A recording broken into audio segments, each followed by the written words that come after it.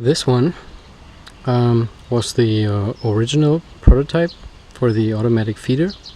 It works like a charm, but it kind of looks a bit, well, rugged and yeah, like a redneck made it. No offense. Yeah, it works perfectly, very reliable. So it has the motor coming from the top, and there are 2 gears with a 1-to-2 transmission. So the drill that actually produces the feed to drop into the tank turns once per second, sorry. And that results in a 0.6 gram of feed per second feeding rate. And then with such a timer, I can turn on the motor for an appropriate amount of time, say 20 seconds, 9 times a day, and thereby feed my fish perfectly. I know how many fish I have, I know how much food they're supposed to get. Now in the beginning of the year I feed at 3% to get them going. I know it's risky, it's a bit of stress on the system. My nitrites are a bit high, but as long as the chloride in the system is high as well, it's not toxic to the fish, and my ammonia is at 0, so it's all good. Yeah. And because I wasn't satisfied with this thing, because due to its looks mostly, I came up with another idea. I got a few tools for a few €100, and now I'm able to cut acrylic with precision. I can also glue it with Weldon 4. I had that, a friend got me this from the States because it's not available here in Europe, or at least not in Germany. And this stuff doesn't actually glue, it welds the cut pieces together. It's the perfect glue for acrylics. And this way I can make whatever I want and glue it so it sticks together. This top bit here is actually not acrylic. It's made with the help of a 3D printer, and a big thanks goes out to Richard, a dear friend of mine who has a 3D printer and was thrilled to help me out here and bore with me over the last 3 weeks. It's a push fitting for bottle caps. And just as in the prototype, you just use a normal bottle like this one. This was juice bottle. This is a Coke bottle, and you just screw it in here, and it fits very, very perfectly. Now because this is a lot of work, it takes me about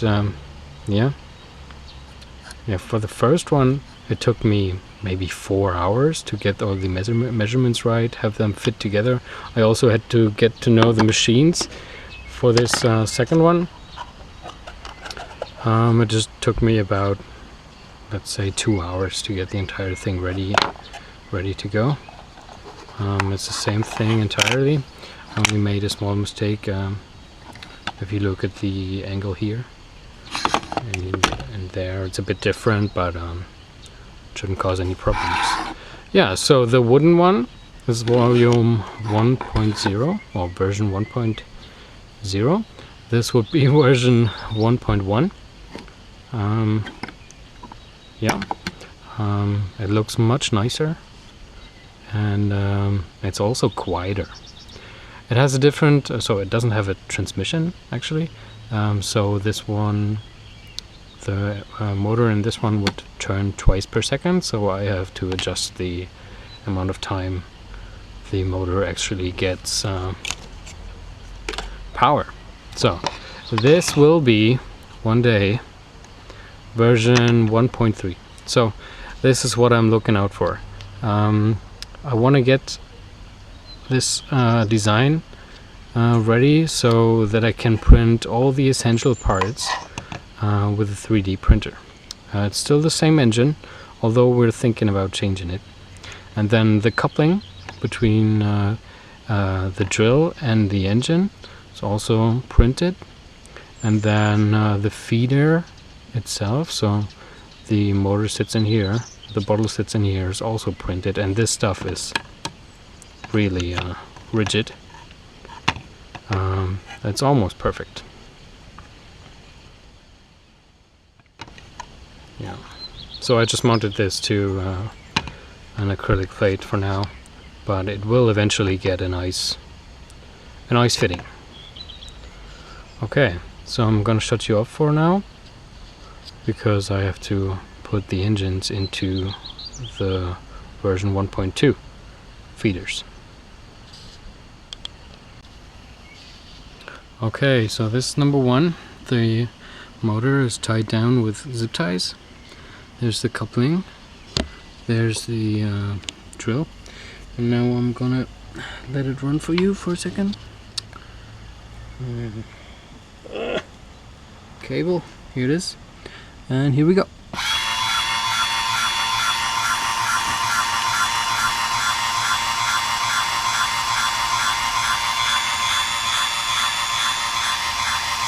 Works like a charm.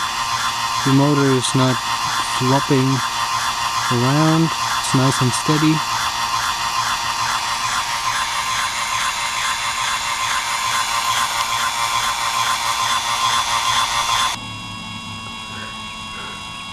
The other one works just as well, with the only difference that I had to use some silicone tubing as a coupling. Yeah. It works quite well. I think it has even a better traction than the coupling, but we're working on another design for a coupling, something that has a set screw which sits directly on the metal part beneath.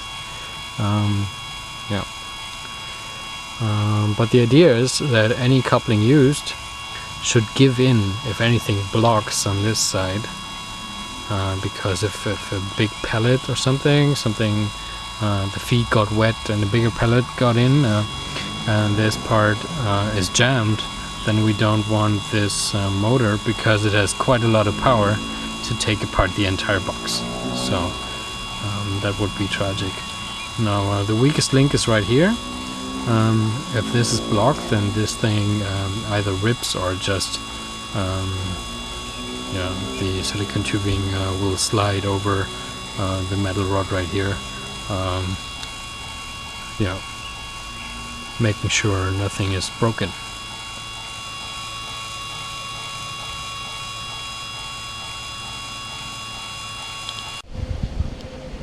Okay, it's now the next day, and I installed the automatic feeders.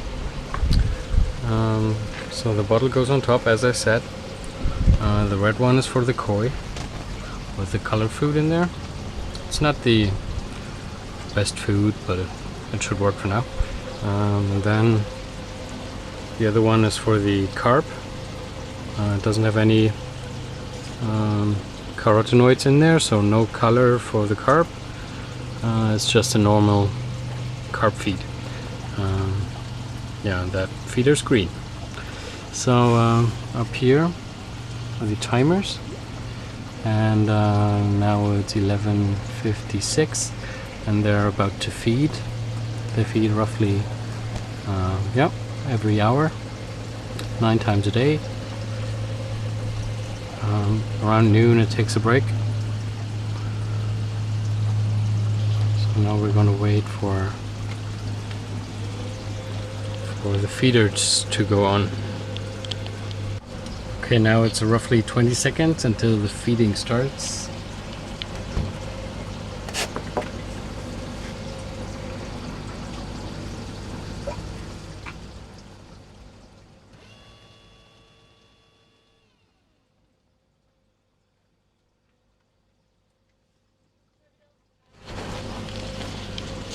And this is one feeding cycle.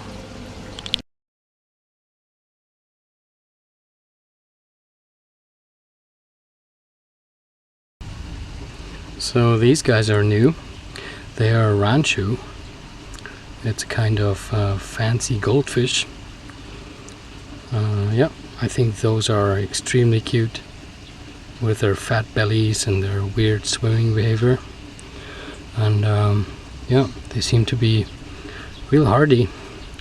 I acclimated them with some water from the Aquaponics, and there were feed pellets, floating feed in there, and they're eating in the bucket, even though I just caught them by hand.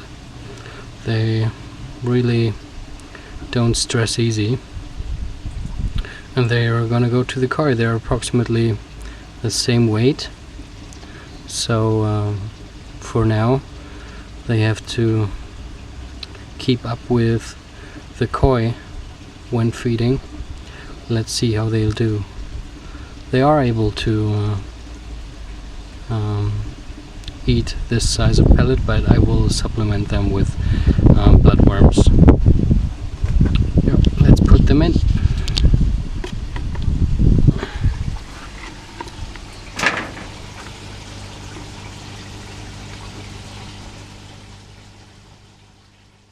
Off you go, guys.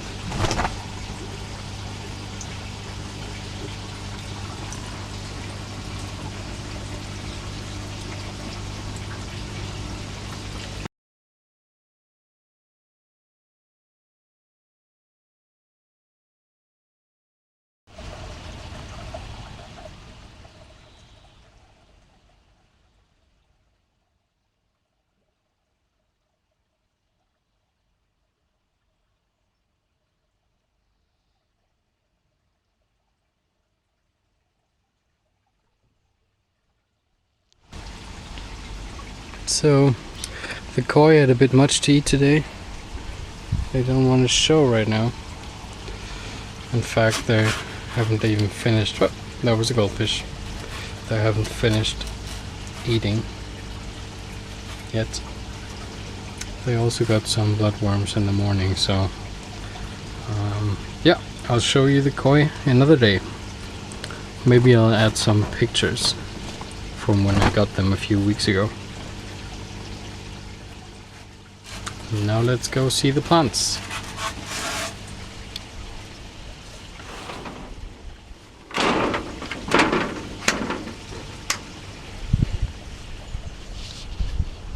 Nice sage. Grew that myself from cuttings. Some leftover cucumber plants. And this is the greenhouse. Let me move up a bit. There's still some room in the front row of the runways. Right now I mostly have tomato plants in here, different varieties from cocktail tomatoes to they're called pineapple tomatoes. They're quite big. Let's see how they do this year. I had them last year, but they didn't do so well. Let's see. Nothing has changed here. Water is still pumped from a reservoir into the runways and exits them in 6 points, and then drain underground back into the reservoir. I got these basil plants from a friend. He grew them in rock wool. That's why they're so big already in the greenhouse. Yeah, there's two varieties. This one everybody knows. This one is a red or purple variety. I think for me it tastes exactly the same. Other people say it tastes different. Well, who knows? Yeah.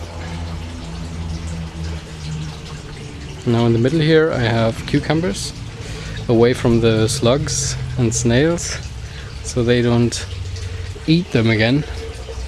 They're growing well. They always do.